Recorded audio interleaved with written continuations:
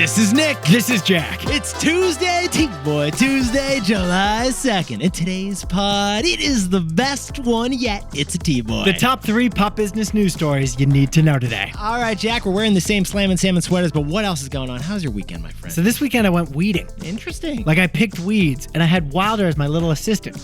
Okay. It was very therapeutic. I was on my hands and knees, very dirty. A little dandelion here, a little yellow flower over there. Yeah, I earned these vegetables, Nick. I earned them. That's not an onion. That's a funyun when you get the weeds out. Jack, 3 stories for today's show. What do we got, man? For our first story, forget your iPhone, because the hottest new trend in photos is a Fujifilm camera. Old school cameras are surging because friction sparks value. For our second story, the Supreme Court made a lot of headlines and controversial opinions in the past week. But Jack and I found the one with the biggest impact on the economy, and that one is a French word. And our third and final story, Nike stock fell 20% in one day last week. Its worst day on the stock market in 20 years. But Nike's pain is Adidas's gain. Pew, pew, pew. But Yetis, before we hit that wonderful mix of stories. Fantastic mix of stories. What's that? Oh, dandelion, Jack. I got a dandelion. Rip it out.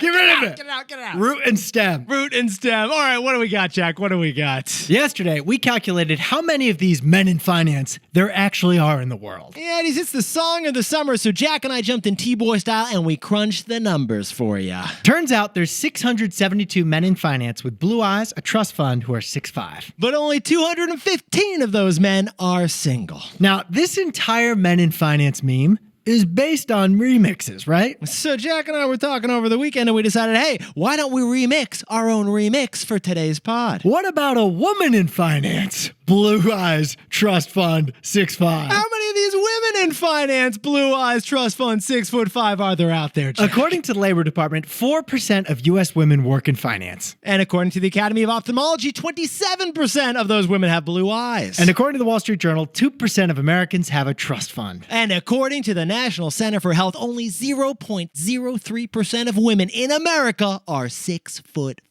Therefore, by the laws of math, 4% times 27% times 2% times 0.03% of 169 million women in America is 12. 12. That's it. It's 12. There are just 12 women in finance with blue eyes, a trust fund, who are 6'5". Oh, and that's not even the wildest part, is it, Jack? Since 68% of them are married. Okay, ipso facto, only 4 of all the women in America are single women in finance with blue eyes, a trust fund, and 6'5". So if you're looking for a woman in finance, blue eyes, trust fund, 6'5". There are only 4 of them hanging out in America. And chances are, they're all in the Hamptons right now. Right now. Remix that, David Guetta. Remix that. Surf Lodge? Yes? You've never looked more financy. I think I see one. Jack, let's hit our 3 stories.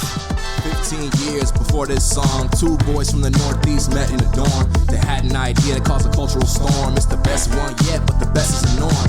Jack, Nick, that's it. I don't even think they need to practice. 50%, that's a fat tip. TBOY City on your at-list. If you know, you know, cause we ready to go. We can't wait no more, so just start the show. Start the show. For our first story, the status symbol of TikTok right now is a new camera designed to look like an old camera. Fujifilm's old school cameras are having a comeback because we all want to slow down. We all like a little bit of friction. But Jack, can I tell you about our family trip, Paris, France, 1998? You ready for this? Wait, you were in Paris 25 years before I'll be in Paris? Oh, and by the way, in case anyone wasn't sure, Jack's going to Paris in about 2 months. Well, I remember because my dad spent about half the trip waiting in line at the Kodak store to get more film. Kodak. It was the king of the 1990s. Yes, it was. $30 billion camera company, 150,000 workers, 2/3 of the global camera market, baby. It was the pride of Rochester. And if your family was taking a picture, odds are it was on a Kodak. 1998 was literally a Kodak moment. Literally. But digital cameras slowly destroyed film, and Kodak didn't pivot fast enough. It was a death by a billion iPhones, and then boom, 2012, Kodak finally filed for bankruptcy. But Kodak's rival, Fujifilm, survived. In fact, here's the shocking news. Fujifilm is having a major comeback, baby. Turn the lens. Japan's Fujifilm is the Kodak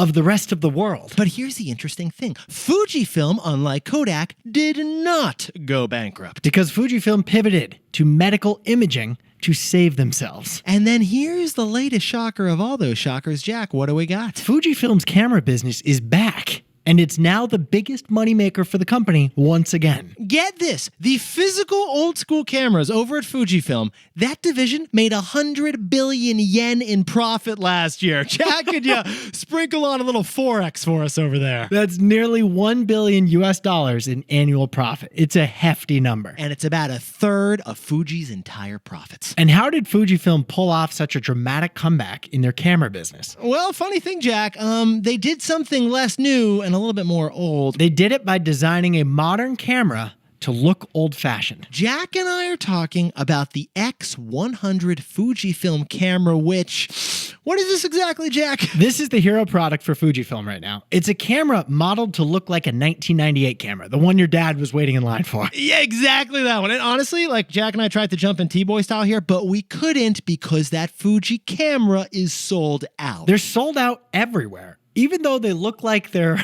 the camera you found in your parents' attic over Thanksgiving break. When you took like a photography elective in middle school, this is the camera it kind of looks like you were using it 20 years ago. You're like, this is collecting dust in the attic, but does it even work? I don't know. It's giving darkroom, Jack. It's giving darkroom. The X100, it's actually a digital camera, but it's built and looks like it's a film camera. And that is why Instagram influencers are now using this camera instead of their iPhone. No selfie, no problem. And TikTokers are hiking Mount Kilimanjaro in Africa with the Fuji camera instead of their iPhone camera. It's draped around their neck like an old school camera. You take the Fujifilm picture and then you upload it to your iPhone so that you can post it online. Yeah, this isn't just a phone. This is a vibe. It's a whole vibe. And there's a lot of steps to getting your picture from your camera to the gram. So then Jack and I had to know, we got curious why our old school cameras, with a whole lot of steps involved in those cameras, suddenly back, baby? We think they're back the same reason that record players are back. Well, now that you said that, Jack, I think we need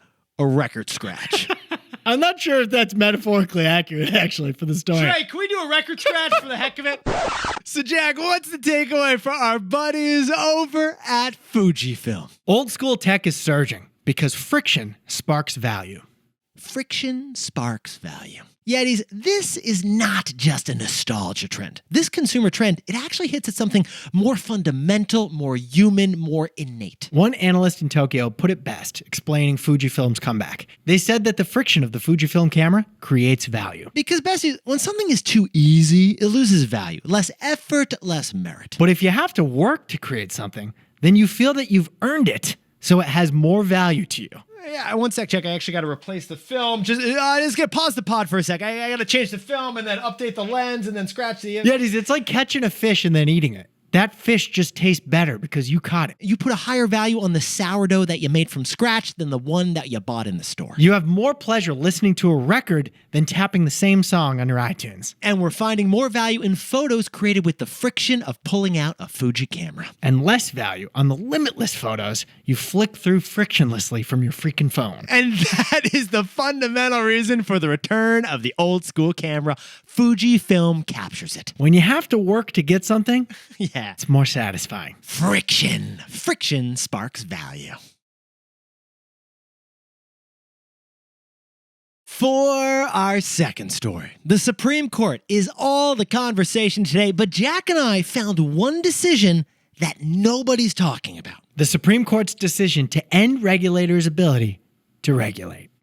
We'll tell you all about it. But first, we should tell you that yesterday there was a huge Supreme Court ruling. The Supreme Court ruled yesterday that Donald Trump has immunity for much of his actions on January 6th. They ruled that the president essentially is above the law when it comes to official acts as president. Now, it's up to lower courts to decide which acts Trump did on January 6th are official versus unofficial. But yeah, that's a conversation for a different podcast, not our podcast. But another decision the Supreme Court made last week has huge impacts on our economy, on consumers, and on businesses. Because last week, the Supreme Court ruled 6-3 to overturn the Chevron decision. The Chevron decision. When a law is written ambiguously by Congress, government agencies can decide how to interpret those laws. As long as it's a reasonable interpretation. That's the Chevron decision. And since Congress can be sloppy and laws are rarely written 100% clear, that's simply how regulators regulate, with their interpretation. That's how it's done in D.C. The Environmental Protection Agency uses its expert interpretation on environment issues. The SEC uses their expert interpretation on finance issues. And the FDA uses their interpretation on food and drug issues. But last week, the Supreme Court reversed that 40-year-old Chevron decision,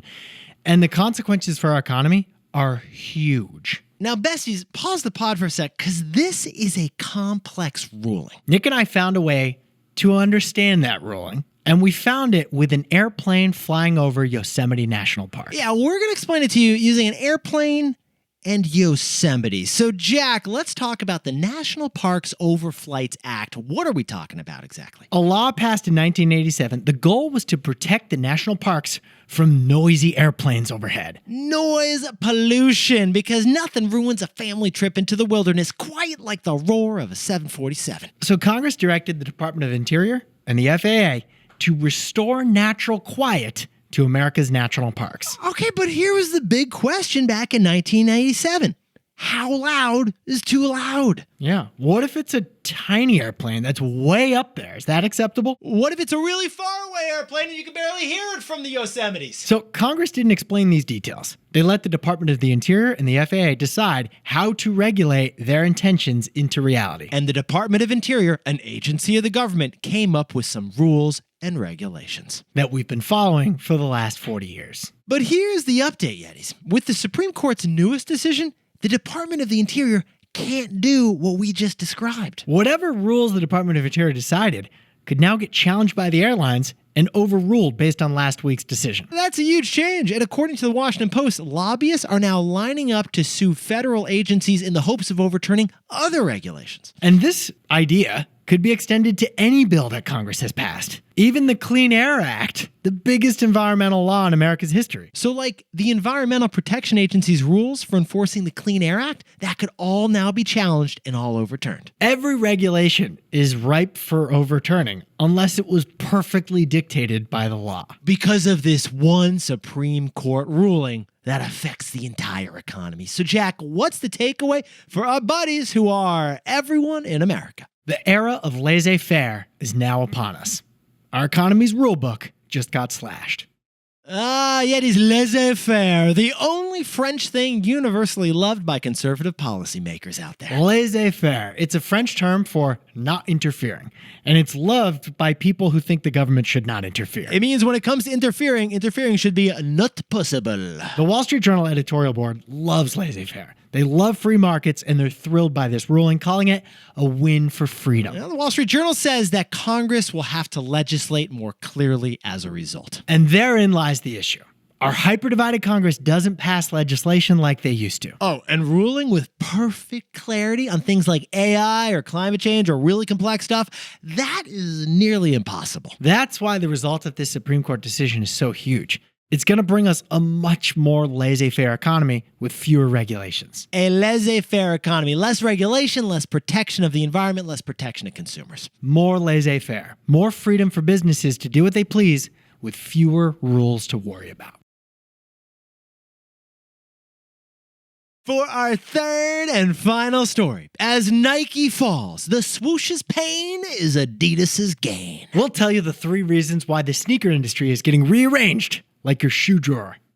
All right, Nike, it's Coach Jack and Coach Nick over here coming to our office. All right, Jack, what do you think we got to tell Nike? Bring him in here, toss him in the ice bath, and then get him 2 Tylenols, 3 Advils, 1 Theragun, and some Bengay. And we want you getting massaged by Shaq like it's nobody's business. Because Yetis, Nike just had its worst day on the stock market since 2001. 2001, Michael Jordan was still playing. LeBron was in high school. True story. Oh, and Nike shares, they fell 18% on Friday like Shooter McGavin on the 18th hole. LeBron's son hadn't been born yet, the one who just got drafted in the NBA. And it's all because Nike reported sales fell 2% last quarter, and they warned a 10% sales drop is coming this quarter. Nike is looking like Space Jam before they took Michael's secret stuff. Nike right now would not be able to beat the aliens, is what Jack's saying. I mean, a 10% drop for a company like Nike? That is brutal. In fact, Yetis, Jack and I jumped in TBOY style. Nike stock is down 50% from its all-time high. Over the past 5 years, if you owned the S&P 500, your investment has nearly doubled in the past 5 years. But Nike has fallen by 12% over that same 5-year period. And here's why Jack and I find that story fascinating, Yetis. Because Nike's pain is Adidas's gain. Adidas' sales are up right now, and their stock has risen by 20% in the past year. Nike, like we said before, Jack, it's looking less Steve Kerr, more Brian Scalabrine. Surprisingly, we have said that before. Or was he not born right now? I don't know. So, Yetis, we know what you're thinking over there. Why are investors subbing out Nike for Adidas on the floor right now? We found 3 things that both of them are doing different. Yes, we did. And the first thing that Nike and Adidas are doing differently, Jack? Is strategic. Nike called the wrong play when it comes to e-commerce. Because Yetis, Nike made the mistake of pulling out of third-party stores to instead focus on selling Nike shoes in their stores and on Nike.com. Adidas responded by slipping in and filling Nike's space at Foot Lockers, at Dick's, and all the other third-party retailers. Now, the second thing that Nike did that Adidas didn't do was an aesthetic mistake. A crime of fashion. A crime of fashion. Because Nike's Air Force One is now getting replaced by fashionistas with the more casual Adidas Samba. And the third divergence of these two brands is in marketing. Because Nike has lost the love of the leaders. Remember those see-through baseball jerseys? The whole debacle that Nike was responsible for? I mean, Jack, I'm looking at Shohei Ohtani right now, and I'm seeing a whole lot of Shohei Ohtani right now. That huge fashion faux pas lost Nike the love of the athletic leaders in the industry. And consumers have followed with them. But there's actually a bigger error that both Nike and Adidas made. Funny thing, Jack, I noticed, they both made this mistake, and so we decided to make it our takeaway.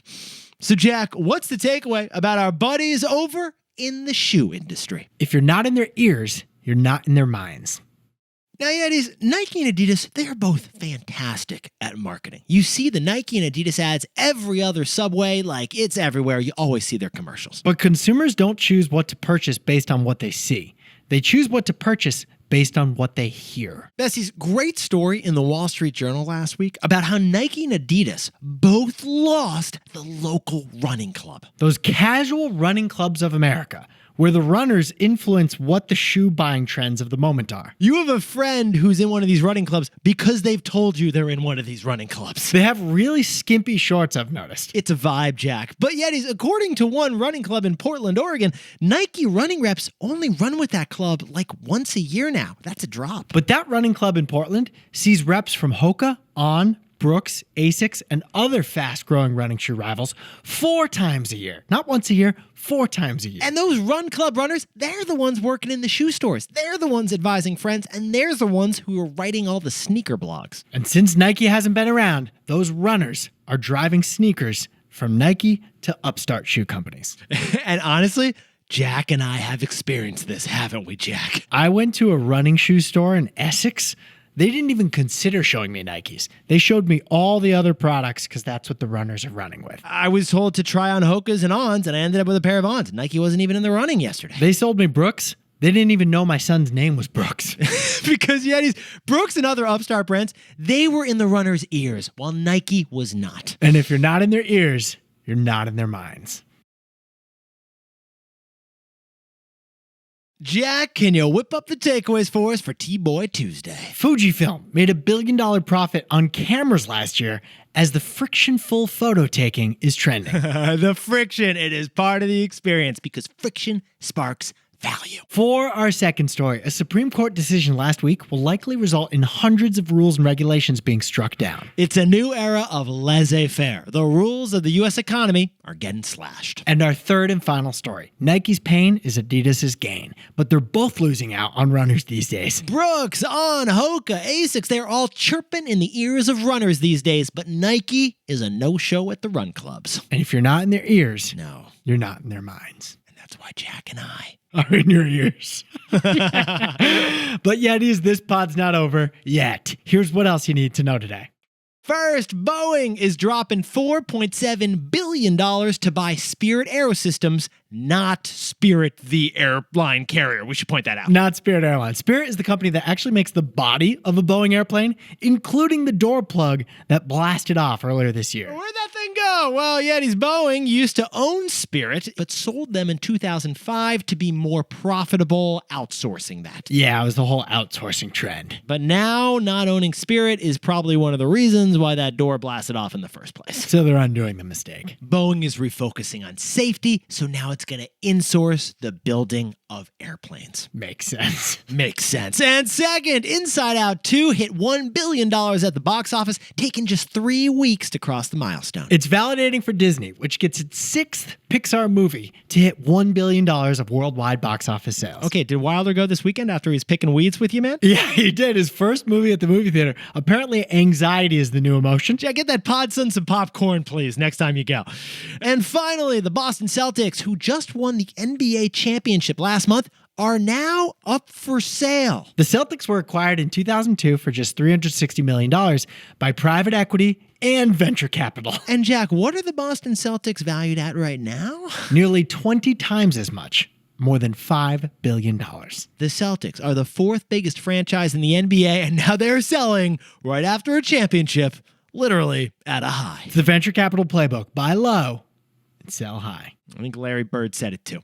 Now, time for the best fact yet. This one whipped up by Savannah Westwood from lovely Orlando. Trivia. What is the only Olympic competition that is mixed gender, i.e., men and women compete equally in the same tournament for the same medals? I'm gonna go with archery for $500, Jack. It's equestrian. Oh, horses. They get me every time, Jack. Equestrian began in the Paris Olympics in the year 1900. Wow. And by 1964, women were included across all 3 events, competing alongside the men. Interesting. So we still got men and women competing in the horse-drawn equestrian events. A guy might win and a girl might win. There we go. Yetis. It's also the competition with the oldest athletes. The median winner is 36 years old, which is how old we are. Which in horses' years is 2 years old. 26 days till the Olympics, Yetis. Jack and I will see you there. Yetis, you look fantastic today. And remember, if you're one of the 10,000 people waiting in line at the Surf Lodge right now on Long Island, tell the buddy next to you, HYH TBOY. Who calls Montauk Long Island? I was rounding up on that one, Jack. It stands for Have You Had the Best One Yet? And look out, there's somebody in finance all around you. And odds are they're 6'5". That's how we grow the show. Jack and I will see you tomorrow.